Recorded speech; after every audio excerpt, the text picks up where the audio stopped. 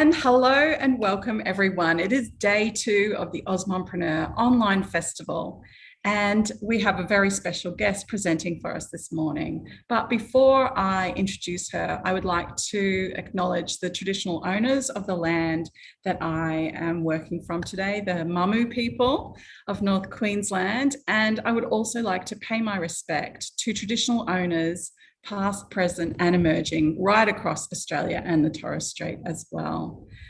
And I'd like to welcome all of you along today as well. If you're here live or watching on the recording, it's wonderful to have you here. And I'd also like to welcome our very special guest presenter today, Davina Borrow-Jones, also known as the Mumpreneur lawyer. Hi, Davina, how are you? Hi, Steve. I'm so very well. Thank you. So you've got a presentation for us today. We'll go through the presentation and then we'll take questions at the end. Does that work for you? Certainly does. I'm excited to present, and of course open to any questions that people have. Wonderful. Well, I'll let you take it away and we'll have a chat at the end. Thanks, Davina. Thanks, Steve. Hi, everyone. So here I go with a bit of screen sharing. Let me try this. There we go. You can see that one. I'm going to share that screen, and I'm going to start presenting.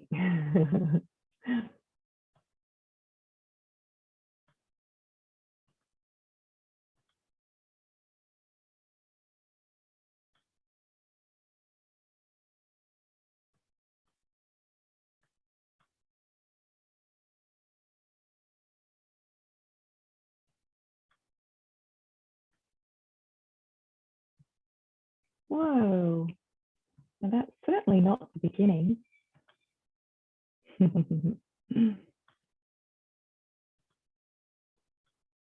All right.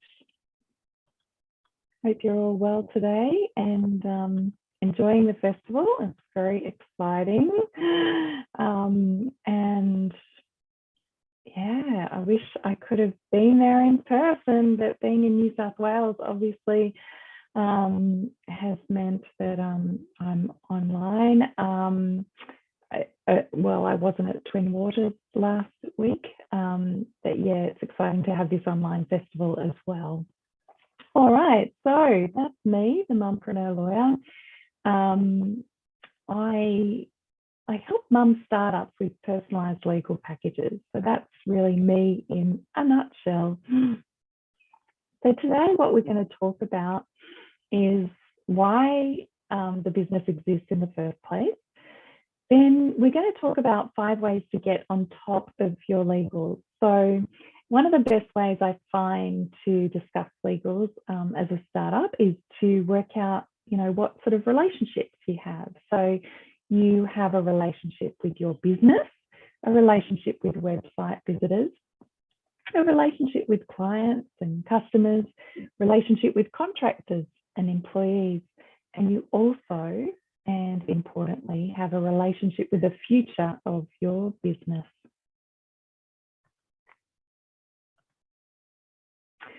So why am I even a lawyer, and why did I start the Mumpreneur lawyer?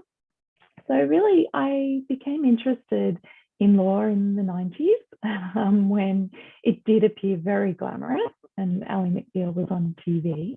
I ended up going to law school and studied topics like e-commerce and intellectual property, which were really particularly e-commerce. We worked in a US law firm in outsourcing, and at the time they were outsourcing there was various sort of contracts we were dealing where businesses were outsourcing their IT processes. I mean, now a lot of big business outsource business processes too. I came back to Australia after working overseas and worked for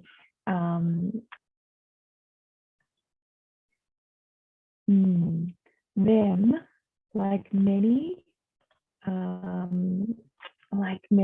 people who work in corporate, I really did become burnt out. Like this poor lady, the demands that were made and still are made on lawyers became higher and higher. I also had a diagnosis of bipolar. So that actually meant that I really, really needed to take care of my mental health more than I had previously. Not that it's not important for everyone to take care of the mental health, but it became even more important for me. And particularly staying in an office room like from 8 in the morning till late at night, just genuinely don't think it's for anyone to do. But yeah. So what I did was I went to work for a small law firm, which had much more reasonable hours, and I absolutely loved the new challenge.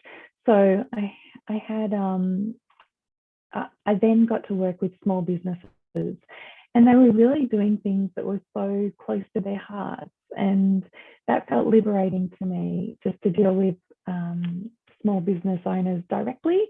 And yeah, I ended up spending 6 years working for a small general practice law firm. So yeah, became a real generalist kind of lawyer then. But what I noticed, and most of all, were the business owners that were mums, and so my mum clients who had the kids in appointments, it was really hard for them. They often couldn't get an appointment outside 9 to 5, which is really tricky when you're a mum. And they were coming to me way too late in the piece.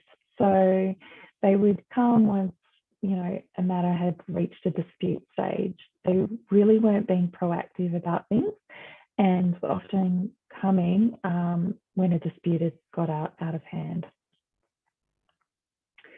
And this would happen. They'd be upset. The kids would be upset, of course. They'd end up in costly litigation and stressed. They'd lose business and sometimes be given fines for not complying with the law.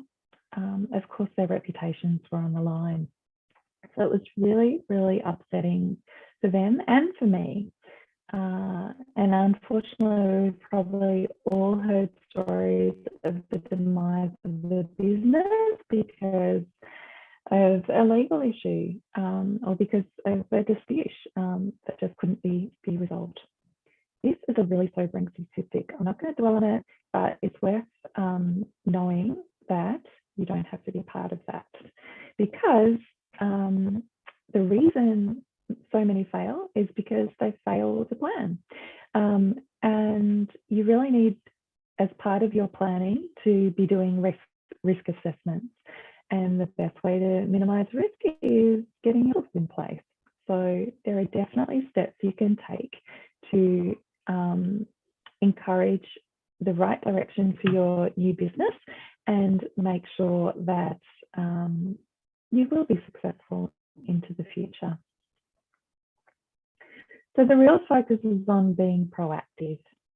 If you're proactive, you can really, make sure things are in place so that disputes don't happen.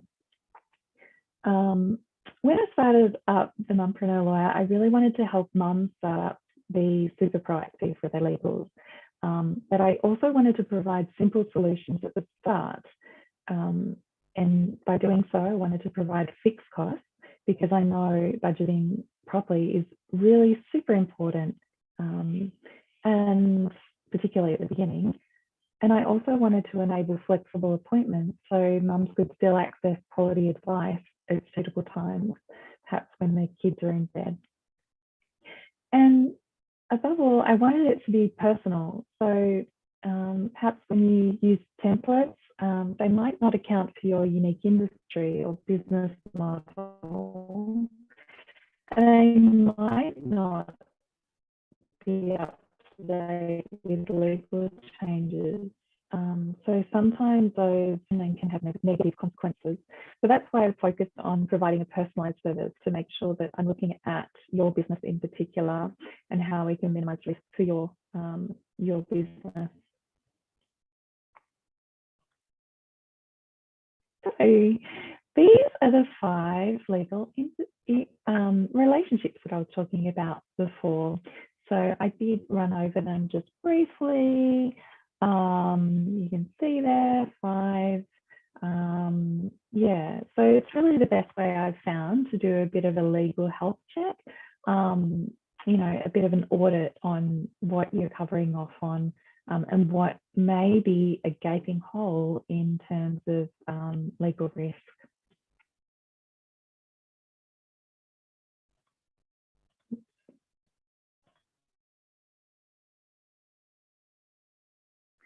So firstly, we have the relationship with your business.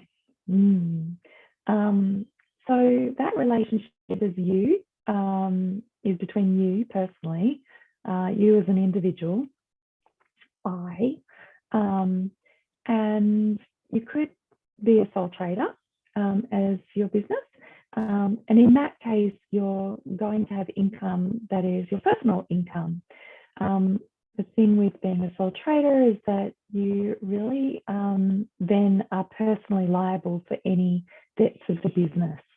Okay, so if someone was to sue you and you have assets in your own name, for example, a house, then that could be exposed. So it's a really simple, easy structure because you really just need an ABN, but yeah, it can be high risk. The next structure is a partnership. It's quite similar to a sole trader.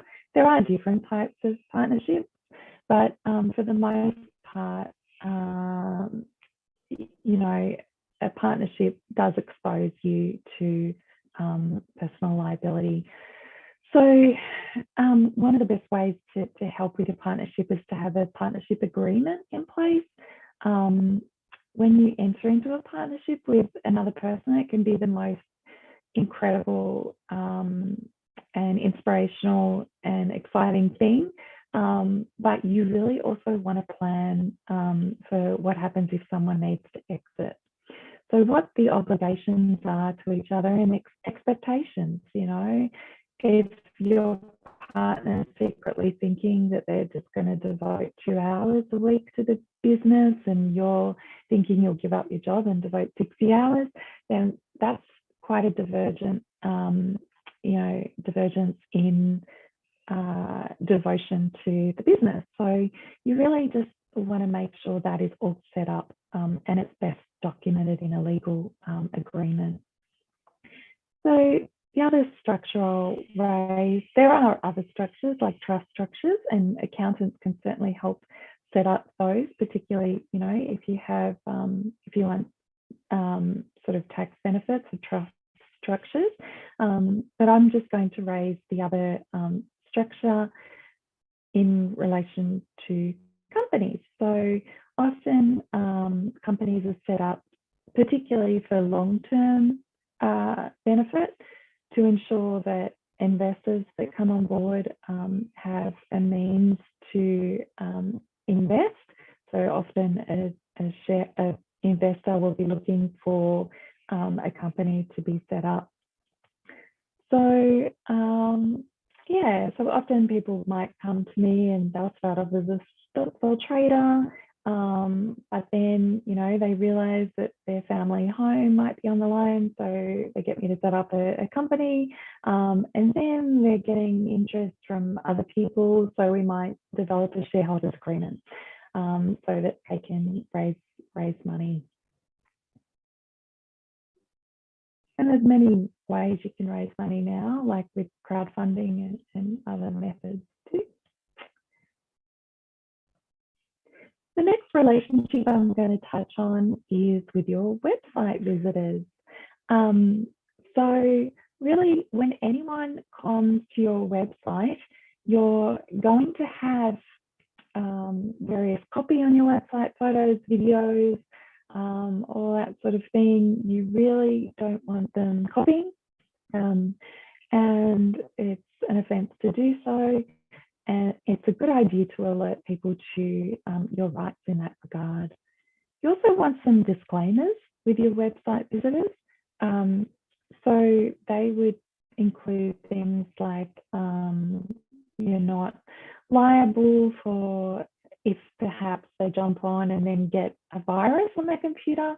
If you have any old information on pages, so maybe have like a page that Google has just indexed and then has left up there, and someone relies on that information and, you know, to their detriment. You don't want to be held liable.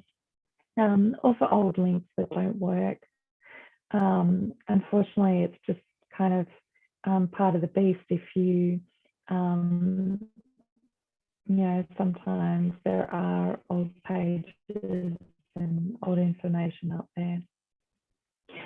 You also might particularly want a disclaimer where you're maybe advertising herbal tea or, you know, or putting up any sort of health information. You know, maybe you're saying that the herbal tea has health benefits, then we might want to make sort of a health disclaimer. There's many reasons why you might want a disclaimer in relation to the information. Perhaps it's general information and they really should be seeking professional advice. And health is a big one, health and medical kind of information. Legal and financial is another. And another reason why you want some website terms is because in website terms drafted by an Australian lawyer, is because often when people get them from sort of big website providers or hosts, they will be governed by overseas law.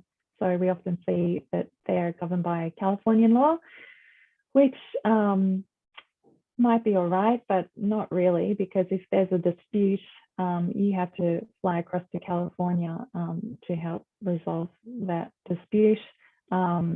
It's best to have Australian law apply rather than any other sort of overseas laws. All right.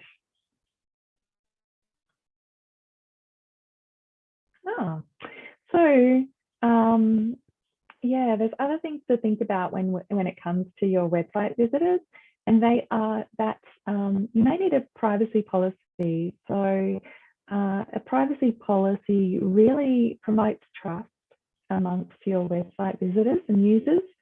It will set out what information to collect, how you collect it, and who you're collecting it from, and much more.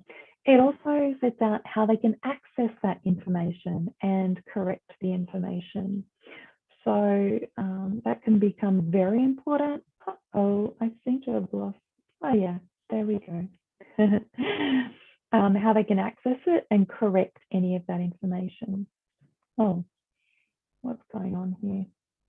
I think you might be getting a blank screen, but I'm just going to go and see there. I think I just need to wake up this screen. Wake up.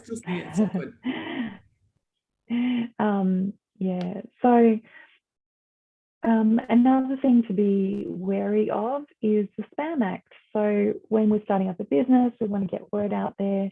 We're really making sure that people you know about our products and services, but you just can't send unsolicited emails.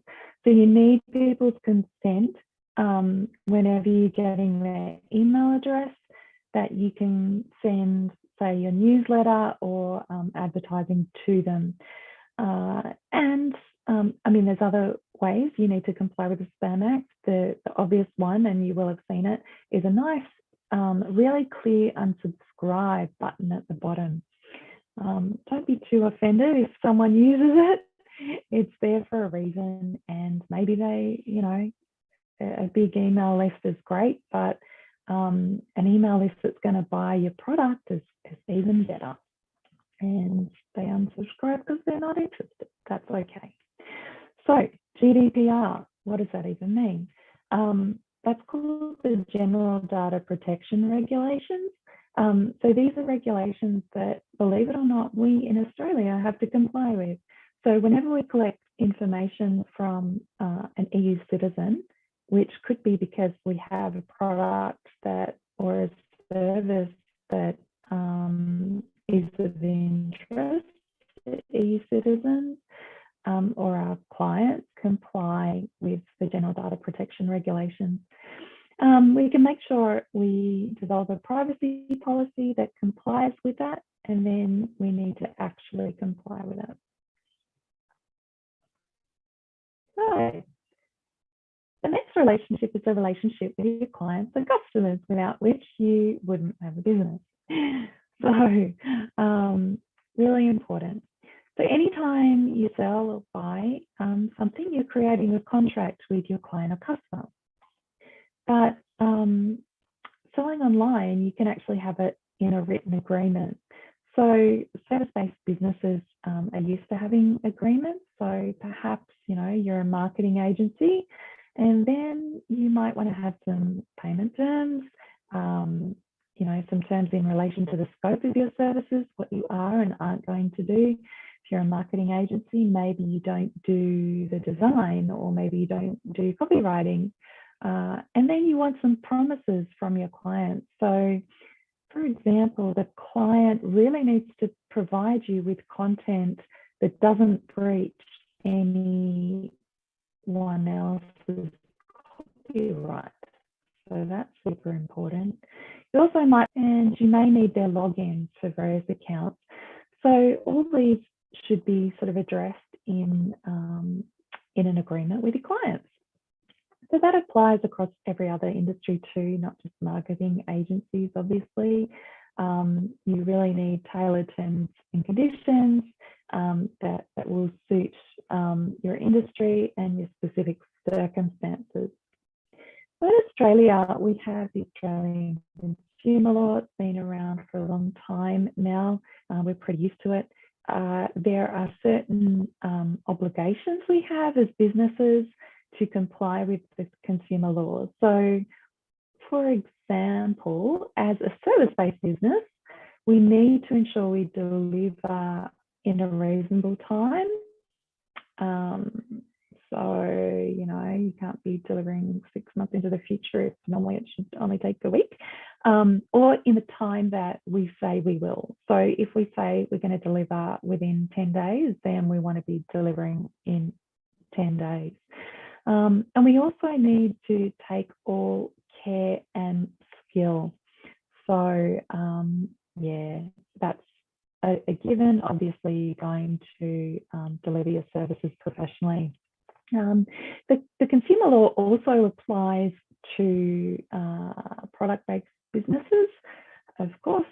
For example, you may need to give a refund if you haven't accurately described your product on your website, or if the product is faulty. And that can apply even, to you as a retailer, not just the manufacturer, for example. So very important to make sure we're complying with the Australian consumer law. There are penalties if you don't comply. And we can make sure they're addressed in your terms and conditions, so when you have to give refunds. You can go above and beyond. I mean, you can add money back guarantees and things like that. But at a minimum, you do need to comply with their obligations, particularly in terms of refunds and also advertising. Above all, when advertising to your consumers, your clients, customers, you just want to make sure you're as truthful as you can. It talks about not being misleading or deceptive. So it's pretty obvious, just don't, just be as accurate and truthful as you possibly can. We also really want to make some disclaimers. So some clients and customers may just expect the world and you can't give it to them. You can't guarantee every single client and customer is going to be happy. You don't know what makes them happy. So we want some disclaimers in there. So they may be things like you limit your liability to I don't know, providing them the service again, or you're not liable for, I don't know what it may be, but you get the idea. You really limit your liability to matters that are within your control, and things out of your control, you really just don't want to claim any responsibility for. Very important to have disclaimers included in your tailored terms and conditions. Next, your relationship with your contractors or employees. So as a startup, we may not be there yet, but we may get there pretty fast, particularly in terms of maybe a contractor to be doing, some design work, whatever it may be. In the startup, you may just have a bookkeeper as a contractor. You may have someone developing an app for you. It's really important that these relationships are documented properly and are documented in your best interest. So when we talk about that relationship, we want to make sure that there's no misunderstanding, about pay or the duties that are required of the contractor or employee.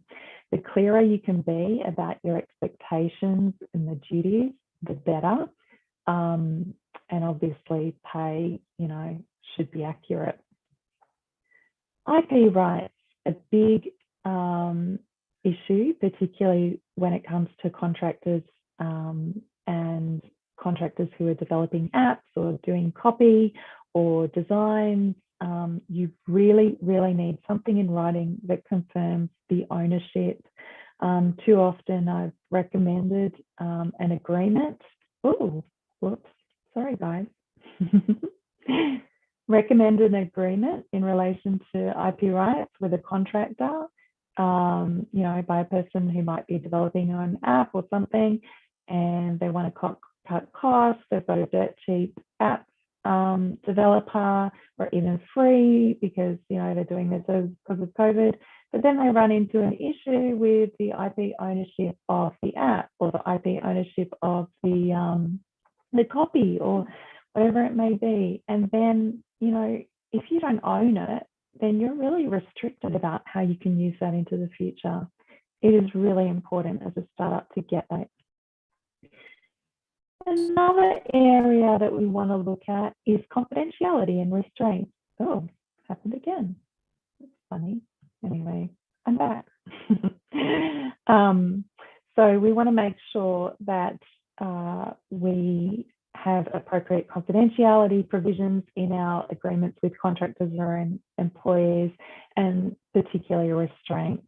So as a business, we so don't want our confidential information out there, and an employee or contractor taking it to our competitors.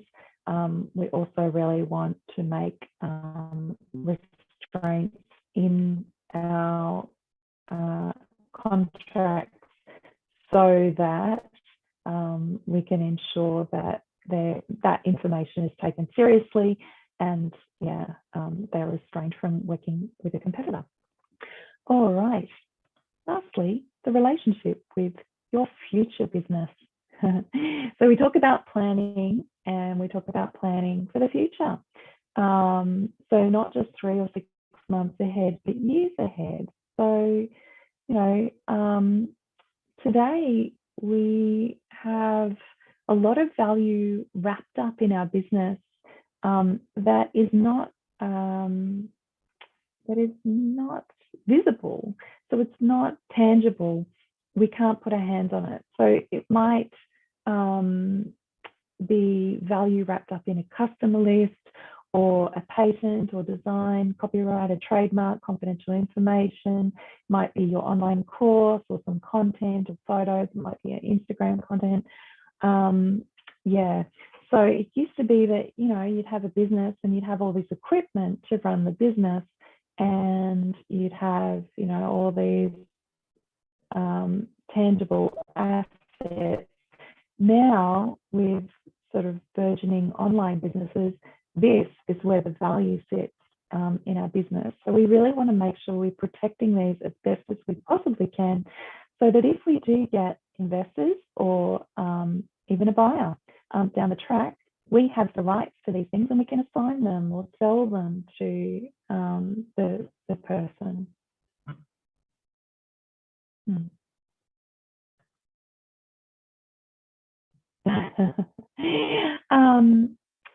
I might just wrap up there. This is sort of in case we have a lot of extra time. Sometimes I go into sort of a bit about the importance of trademarks and the nuances that the examiner finds. You see, it really is quite nuanced. These are two cases that ended up in before the examiner and then before the courts. And they had to decide, you know, whether it was too similar. You can see, you know, it's really tricky. It's really tricky. So, yeah, I work with people to get their marks protected and to overcome any issues with the trademarks examiner. So, you know, that it's really good to have a lawyer by your side when you're doing it. A lot of people think the trademark process is really simple because they've put in a registration and they were successful, which is awesome, but it's not always the case. And often you don't know that you've made a mistake until years down the line because you might not be covered adequately in your class, or you might be covered in the wrong class, or you might have a silly, you know, mistake somewhere. And yeah, so I do recommend getting assistance there and making sure when you pay your government registration fees for IP Australia, you're using your money wisely there. So we want to look at where your money is best spent, because, you know, if you have many, many product lines and many, many awesome names, you know, it might be really hard to decide where you best protect yourself. So, do you have these things? Do you have your business structure set up properly? For example, if you're in a partnership, do you have a partnership agreement? If you're running a company, well, you know, in order to do so, you need to have it set up. But do you have a shareholders agreement in place? I'm really sorry about this flashing. It's just weird. I don't really know why it's happening. It might be a malfunction of my screen. Maybe it's on the blink. Website terms, have you got those in place? And a privacy policy and client and customer terms and conditions. Have you got some nice agreements with your clients? Or if you're a store, online store, have you got some online store terms and conditions when you make a sale?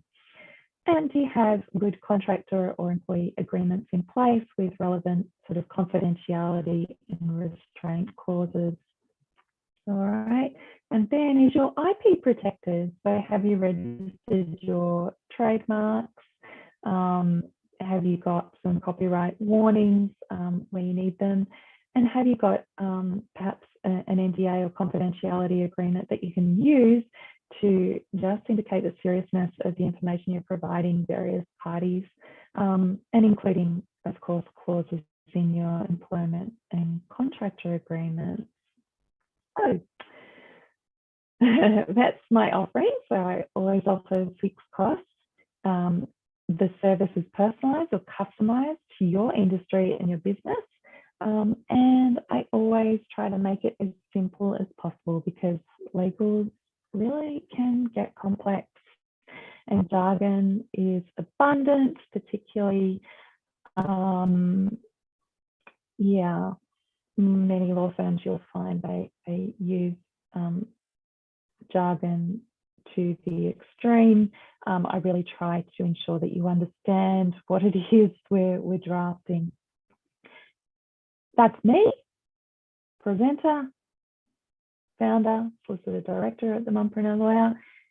You can connect with us in any of these ways. I'm mostly active here because that's the most fun. I'm also on LinkedIn if you want to check out my professional bio in particular, or some articles. And there's a Facebook page for the Mumpreneur Lawyer. as well as my personal page. And you can book a free consult. If you want, just jump onto the website. Pretty easy to remember, mumlawyer.com.au. And my email address directly is there. All right. Thank you so much, Davina. You're so welcome. Thank you. That was an awesome presentation. There's so many little bits and pieces that we need to know as entrepreneurs and business owners. And it's really hard being across everything, like everything. You've got to be across marketing, finances, like your ATO obligations, the legals, all of the things. And it's just so reassuring to have someone like you that we can reach out to, and that you get it, that you know what it's like as a small business owner, because you are a small business owner, but you also have that expertise and knowledge of what we need to do to cover all of those bases. And I think that's why we love working with you, because you're the real deal. You're one of us. You're a small business owner, but you have that expertise and experience in the legals that we need. Yeah, no, I really enjoy working with the community, and sort of my favorite people as well. I have a lot of fun, and I don't mind a bit of a legal challenge. So yeah, it's very rewarding, and I get to hear all these startup stories. It's pretty magic. Yeah, there's some incredible startups out there. Yeah, for sure. Yeah, amazing ideas, and very lucky. Wonderful. Well, thank you so much. Were you going to jump in and say hi, Katie? Hello. Hi, Katie. How are you? I'm good. How are you? Yeah, it's still very well. It's still early here in Queensland. But, maybe some people will watch the recording if they need. Yeah, that's what I was going to say. We've got the recording up, and we've recorded on YouTube too. So if you need a copy, oh, amazing. Yeah, and we've shared it to the Facebook group, and I know that there are some people watching that. Yeah, there's a few comments over there as well. But thank you. Oh, okay. Yeah, and, no worries at all. Yeah, it's always good to have the recording too, because people can go back and watch in their own time. Yeah, and sometimes people are a bit nervous to ask questions in a group setting, particularly legal. So it's so the free consult is often where I see them. Which is such a great service. How are you? Yeah, I miss, I'd so love to. Yeah. Anyway, any plan? What's the plan for events next year? Or just got to have a break first? Lots of plans. I'm hoping to put the calendar out next week. Just getting everything done. But yeah, hopefully lots of togetherness. I miss people too. Yeah. We're looking at February. I just got back from February. Oh wow! Yay, that's amazing. Yeah, I just got back from visiting my sister in Dubbo, and that was pretty special because I haven't seen it for so long. Yeah. So crazy, right? To actually be quite close. And yet so far. And yet, yeah. And did you have fun at Twin Waters? Everything? Yeah, it was beautiful. We did. We had a lovely time, but I missed everyone as well. Yeah. It's while we were having a wonderful time and it was really fun, I also felt, the gap of the people who I knew really wanted to be there. And yeah. Oh. Next time though. Next time. Yeah. Hopefully next year we can all be together, and it'll be beautiful. Do you want to stop recording, please? Thank you. They probably don't want to know what I ate for breakfast. No. Yeah. I'm having trouble with the live stream. Oh, okay. I don't know how to stop it. Can you see if you can turn it off, Davina? Oh, okay. Yep. Maybe it's because I let you be host. Oh, troublemaker I am. Oh, that's funny. Okay, let me just I'm logging in now. If you just up the top where it says At live the on top YouTube. where, yeah, on the Zoom screen, live on YouTube. I think if you click that. Oh, on my Zoom. Yeah, on